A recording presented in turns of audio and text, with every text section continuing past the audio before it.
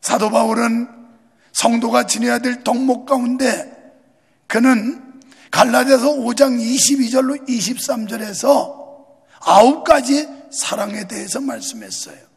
그래서 성도는 성령의 9가지 열매를 맺어야 된다는 겁니다. 그리고 이런 것들을 취하라는 겁니다.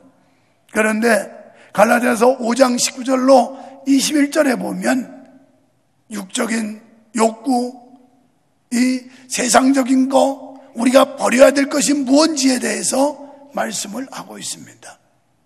우리가 진정으로 행복하려면 취할 것과 버릴 것을 정확하게 구별할 줄 알아야 되고, 좋은 것은 취하지만 나쁜 것은 버릴 수 있는 결단과 용기가 있을 때 우리는 행복한 삶을 살아갈 수 있게 되는 것입니다. 그러면 성도가 취할 아름다운 덕목은 사랑, 희락, 화평, 오래 참음, 자비, 양선, 이런 것들, 충성, 온유, 절제라고 그랬습니다.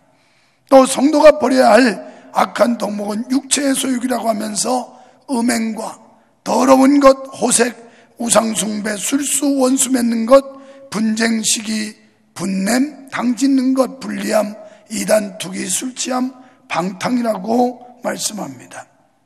물론 이 외에도 여러 가지 것들이 있을 것입니다. 그런데 우리는 여기 본문에서 사도 바울이 간략하게 언급한 대표적인 미덕과 악덕의 구약의 구체적 사례를 살펴볼 수가 있습니다. 그러니까 본장에서 지혜자는 하나님의 백성이 마땅히 추구할 아름다운 미덕과 삼가해야 할 악한 행실에 대해서 말씀해 주고 있습니다.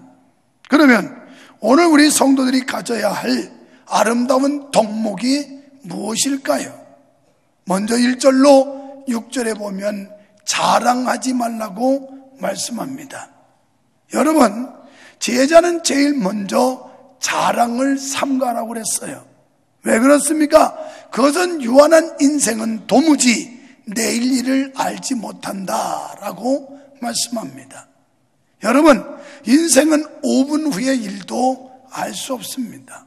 아니, 내일은커녕 잠시 후에도 우리에게 어떤 삶이 벌어질지 예측 불허한 삶이 우리의 인생일 것입니다.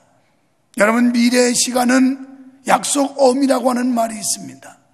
약속어음, 요즘에는 통용되지 않지만 과거에는 사업상 거래하는 사람들이 약속어음을 써주고, 그리고 기한된 날짜에 은행에 돈을 입금하면 그것은 현찰이 되지만, 그러나 부도를 내버리면 휴지 쪼가리고 종이 쪼가리에 불과한 게 약속어음입니다. 여러분, 내일도 내년도 미래도 하나님께서 우리에게 허락해 주셔야만 그날은 내 날이 될 수 있는 것이지, 하나님이 그 이전에 우리를 불러가신다면 더 이상 우리에게는 미래가 있을 수가 없다라는 것입니다. 이렇게 미래에 대해서 확신할 수 없는 우리 인생, 잠시 후에 내일에 어떤 일이 일어날지를 모르는 삶 속에서 자랑하지 말라는 겁니다. 그런데 우리는 자랑하고 싶어서 죽겠지요.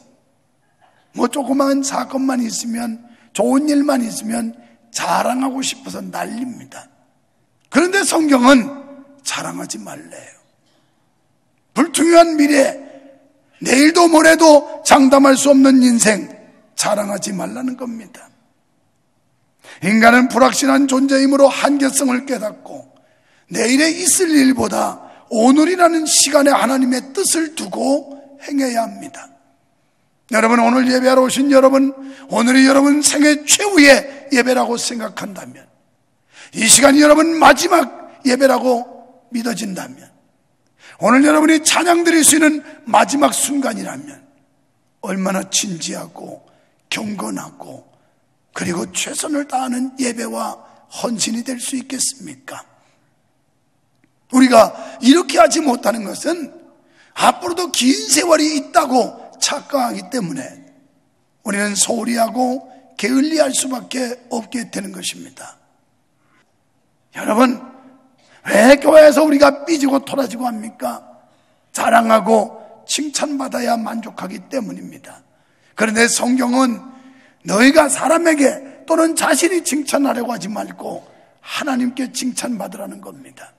선한 싸움 싸우고 달려갈 길 마치고 믿음을 지켰으니 이제 후로는 나에게 의의 면류관이 준비됐다고 당당하게 외쳤던 사도 바울의 삶처럼 우리에게 주어진 일에 최선을 다하고 온전히 사명을 다 감당하여 주님 앞에 떳떳이 자랑스럽게 서는 그날, 수고와 노력에 주님이 칭찬하시며 면류관 씌워주는 날을 기대한다면 우리는 그거 추잡하게 사람에게 칭찬받고 사람에게 자랑하려고 눈독을 들이지 않게 될 것입니다.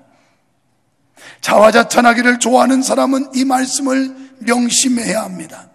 그렇다면 왜 자화자찬하는 자, 자기 자랑을 좋아하는 자를 금하고 있을까요?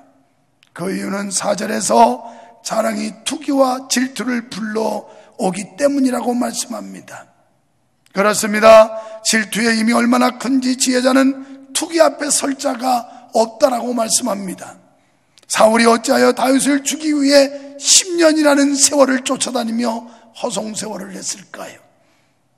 바로 시기 질투심 때문이었습니다. 전쟁을 마치고 귀환하는데 연뇌선 백성들이 소리치기를 사울은 천천히고 다윗은 만만이라고 외쳤습니다. 왕위가 두려웠던 사울, 그리고 자기의 신하였던 다윗이 인기가 좋다는 것 때문에 그는 분노하게 되었고 10년 동안 군사를 거느리고 칼 갈면서 다윗을 죽이려고 쫓아다니는 어리석은 세월, 허송세월을 보내고 말았지 않습니까? 이게 바로 시기 때문이에요. 여러분, 어떤 분들은 내가 열심히 하고 있었는데 새로운 사람이 튀는 거 보면 꼴사람하는 사람도 많아요. 그런 사람들을 격려하고 인정하기보다는 꼴물견으로 여기고 눈총을 주는 사람도 있을지 모릅니다. 다 어리석은 일입니다. 여러분, 우리는 우리가 우리를 자랑하지 말고 주님이 자랑하게 해야 되고, 그리고 타인이 여러분을 자랑해 줄 수 있는 덕목을 갖추기를 축원합니다. 미련한 자의 분노는 돌보다 무겁고 창수와 같다고 3절 4절에서 말씀합니다. 창수는 강물이 불어서 넘치는 것을 의미하는데 범람하는 물입니다.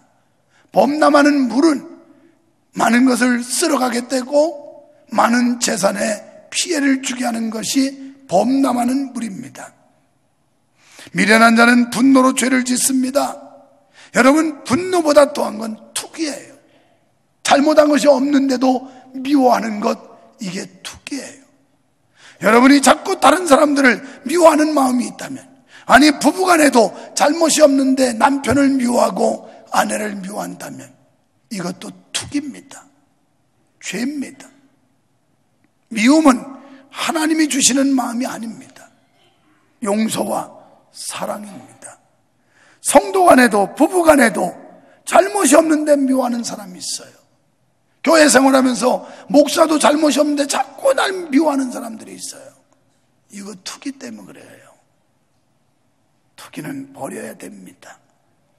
우리는 사랑해야 될 줄 믿습니다. 두 번째는 9절에 충고의 귀를 기울이라고 말씀합니다. 남의 말을 너무 잘 들어도 문제고 너무 안 들어도 문제입니다. 어떤 사람은 귀가 너무 얇아서 남의 말을 너무 쉽게 들어가지고 그만 낭패를 겪는 경우도 있고, 어떤 사람은 귀가 너무 두꺼워서 남의 말을 안 들어서 실수하고 실패하는 경우도 있습니다. 우리는 선하고 악한 말을 가려 들을 수 있어야 하고, 내게 유익하고 불리한 말을 가려 들을 수 있어야 되고, 이게 영적인 말인지 육적인 말인지를 가려서 들을 수 있는 귀가 복된 긴 줄로 믿습니다. 여러분, 요한계시록에서 수없이 강조하는 말씀이 귀 있는 자는 성령이 교회들에게 하시는 말씀을 들을지니라. 바로 들을 수 있는 게 바른 귀, 하나님의 음성을 듣는, 성령의 음성을 듣는 귀가 열리시기를 축원합니다. 남의 말을 우리는 잘 가려 들어야 되는데, 그런데 충고는 바르게 지적하는 말입니다. 정직한 충고는 기름과 향과 같다고 말씀하는데요, 팔레스틴에서 기름과 향은 생활 필수품이면서 고가의 물건이었습니다. 그래서 예수님께서 향유 한 옥합께 드려드리는 여인을 칭찬하시면서 그 가치를 환산해 주기를 300데나리온이라고 했습니다. 300데나리온이면 요새 가치로 말하면 노동자 1년 품삯이기에 아무리 적게 환산해도 수천만 원은 좋게 되는 그런 가치가 향유 한 옥합이었습니다. 이렇게 소중한 물품이 팔레스틴에서 소유되고 있었는데, 이것으로 비유하는 이 말씀은 우정어린 조언으로 친구를 선한 길로 인도하는 그런 친구에 대해 본문에서 기름과 향으로 비유하고 있는 것입니다. 믿음의 좋은 친구, 성도가 오해나 곡해할 때 바르게 충고해주는 친구가 좋은 친구입니다. 여러분, 신앙생활하면서 여러분도 때로는 기분 상할 때도 있고 감정이 거스릴 때가 있을 겁니다. 그럴 때 좋은 친구가 있다면 바로 여러분의 잘못을 정확하게 짚어주고 지적해서 바로잡아주는 친구가 좋은 친구라는 겁니다. 이것이 충고라는 거예요. 지혜자는 신실한 그리고 충성된 권고를 가리켜 영혼의 권고라 그랬습니다. 우리 속담에 좋은 약은 입에 쓰나 몸에는 이롭고 선한 말은 귀에는 거슬리지만 행실에 유익을 준다는 말이 있습니다. 우리는 신앙생활하면서 강단에서 선포되는 말씀이 감정에 거슬릴 때가 많이 있을 겁니다. 그러나 이것이 하나님의 말씀이면 우리는 기분 나빠도 아멘으로 받아야 은혜가 되는 거예요. 할렐루야. 이런 은혜가 있기를 축원합니다. 왜 데살로니가전서 2장 13절에 보면 말씀하기를, 데살로니가 교인들이 하나님의 말씀을 받을 때 사람의 말로 듣지 않고 하나님의 말씀으로 들었다, 이렇게 기록하고 있어요. 여러분이 인간 유목사의 입술을 통해 선포되지만 그것이 성경에 나와 있는 얘기면 하나님의 음성, 하나님의 말씀으로 듣고 아멘 해야 그게 우리를 살리는 말씀이 되는 줄 믿어지시면 아멘 합시다. 그래야 여러분 영이 살아요. 왜요? 자기 감정에 문제가 있는 사람일수록 설교를 고분고분 듣지를 않아요. 곱게 듣지를 않아요. 뭔가 자기 심령에 병이 들어있는 사람들은 자꾸 반발심이 생기고 반항심이 생기고 거부감이 생기고 이런다고요. 아무리 하나님의 말씀이 선포돼도 그 말씀을 인간의 말로 들어요. 물론 인간 스피커를 통해서 하나님이 말씀하시기 때문이겠죠. 디모데후서 3장 16절로 17절에 보면 모든 성경은 하나님의 감동으로 된 것으로 교훈의 말씀이 내려올 수도 있어요. 우리를 고치라고, 때로는 책망도 내려올 수 있어요. 잘못한 거 회개하라고 혼낼 수도 있어요. 또 바르게 함과 의로 교육하기에 유익한 것이 성경이니 우리는 성경의 말씀이 때로는 위로의 말씀이 될 수도 있고 때로는 책망의 말씀이 될 수도 있고 때로는 이 말씀이 우리를 바르게 하기 위해서 교육하는 말씀이 될 수 있을진데, 하나님의 말씀이 떨어질 때 우리는 그대로 순진한 마음으로 아멘하고 받아 먹을 때 이 말씀이 살아 역사하여 우리를 변화시키게 되는 줄 믿습니다. 지혜자는 우정의 고귀함을 귀하게 여기라고 말씀합니다. 환난 날에 친구를 의지할 수 있는 우정이 필요하며 골육의 형제보다 더 가까운 관계를 가짐으로써 이웃에 대한 사랑을 확증하라는 것입니다. 우리가 이러한 사랑의 철학을 가져야 할 이유는 교제의 즐거움을 깨닫고 가까이 있는 자들이 절박할 때 애정을 쏟아줄 수 있어야 한다는 것입니다. 또한 부모의 훈계에도 귀를 기울이라고 말씀합니다. 성경은 여러 곳에서 자녀들이 부모의 훈계를 들어야 된다고 말씀하고 에베소 6장 1절에도 자녀들아 너희 부모를 주 안에서 순종하라고 말씀했습니다. 물론 우리는 윤리적으로 마땅히 부모님에게 공경해야 되겠지만 윤리의 범위를 뛰어넘어서 부모는 하나님이 주신 권위라는 겁니다. 그래서 하나님의 권위를 존중하는 마음에서 부모 공경하는 것은 마땅하다는 것을 성경은 가르치고 있습니다. 여러분, 유익한 충고는 오히려 대인관계를 공고히 해주는 겁니다. 지혜로운 성도는 면책을 피하지 말아야 한다는 겁니다. 그러니까 이 면책이라는 것은 마주 대하여 책망한다 이런 뜻이에요. 잘못하는 사람 따끔하게 지적해 주는 사람이 좋은 사람이에요. 여러분, 유익한 충고는 우리를 살리는 겁니다. 단용서하든 책망하든 지혜로운 자는 사랑의 동기에서 모든 일을 해야 합니다. 세 번째는 유익한 격려를 해야 된다는 거예요. 노상야단만 치면 안 되고 격려도 해야 돼요.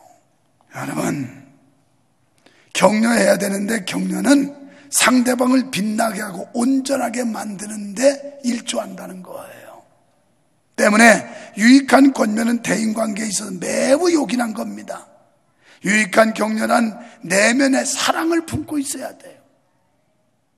그러니까 유익한 격려는 아첨이나 거짓 친절이 아니고 마음속에서 나오는 진솔한 사랑의 표현, 이게 유익한 격려라는 거예요.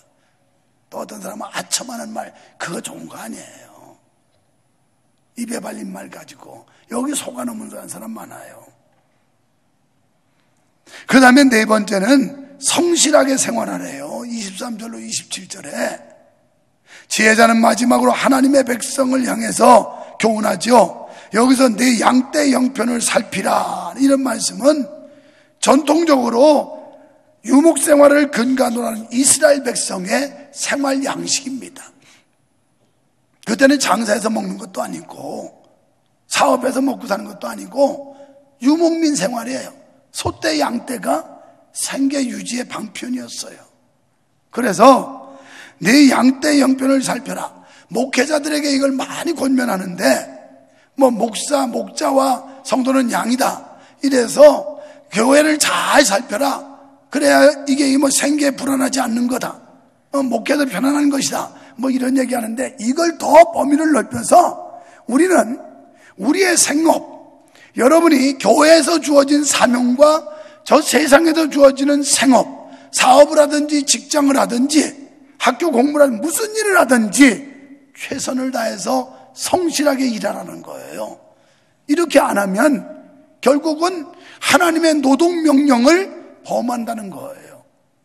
예수 믿는 사람들은 직장 생활에서 성실하게 해야 됩니다.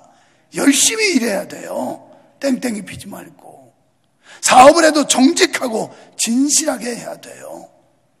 교회에서도 빈둥빈둥 놀고 신앙생활할 생각하지 말고 뭔가 찾아서 내가 할 일이 뭔지를 감당하는 사람, 이런 삶을 살아야 되는 겁니다.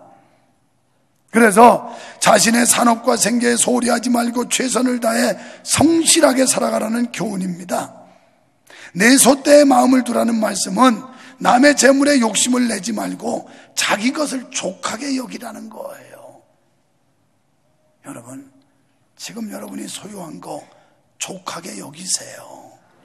자꾸 남의 것에 관심이 많고 교회에서 사역하는데 내게 맡겨주는 그 책임, 이 사역이 최고인 걸로 알고 그거 충실히 감당하면 되는데 자꾸 다른 데 관심, 엉뚱한 데 시선을 돌리기 때문에 충성을 못하는 거예요. 이는 물질에 욕심을 내지 말고 성실하게 땀을 흘린 만큼 얻어진 결과에 감사할 줄 알라는 겁니다. 우리는 절대 게을러서는 안 돼요. 그러니까 지혜로운 사람은 청지기적 임무에 충실해야 된다는 거예요. 청지기는 관리자입니다. 하나님이 주신 시간, 하나님이 주신 건강, 하나님이 주신 명예, 하나님이 주신 권력, 하나님이 주신 지혜, 하나님이 주신 직분, 이거 모든 걸 관리하는 사람들이에요. 관리 잘하는 사람이 지혜로운 청지기라는 거예요. 허송세월 보내면 안 돼요. 이건 불의한 청직이에요. 악한 청직이에요. 이런 사람은 내쫓김 받아요. 불의하고 악한 청지기는. 우리 성도들은 작업전선에서도 직업전선에서도 자기의 일을 귀하게 여기고 신중히 애정을 가지고 부지런해야 합니다. 여러분, 청지기 관리자예요. 잘 믿으세요. 똑바로 믿으세요. 하나님이 주신 기회 놓치지 마세요. 하나님이 주신 시간 흘려보내지 마세요. 하나님이 주신 은사 잠재우지 마세요. 주님 위에 선하게 쓰고 주님께 칭찬받는 여러분, 사람들에게 무언가 대접 못 받아서 삐지지 말고, 목사가 인정 안 해준다고 삐지지 말고, 수천 명의 사람들을 어떻게 다 인정해줘요. 그냥 똑같이 취급하면 제일 잘하는 거지. 그런 거 가지고 마음 상하시지 말고 주님 바라보고 신앙생활 하셔서 주님 앞에 영광 돌리고 성도들에게 귀감되는 아름다운 덕목의 사람들 되기를 주님의 이름으로 축원합니다. 축원합니다.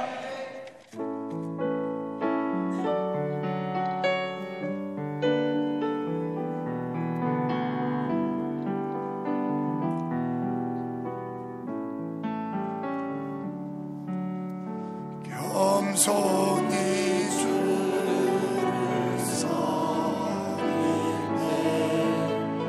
괴로움이 임하느라 구주여 내게 힘주사 잘만 나가게 하소서. 인자한 나를 가지고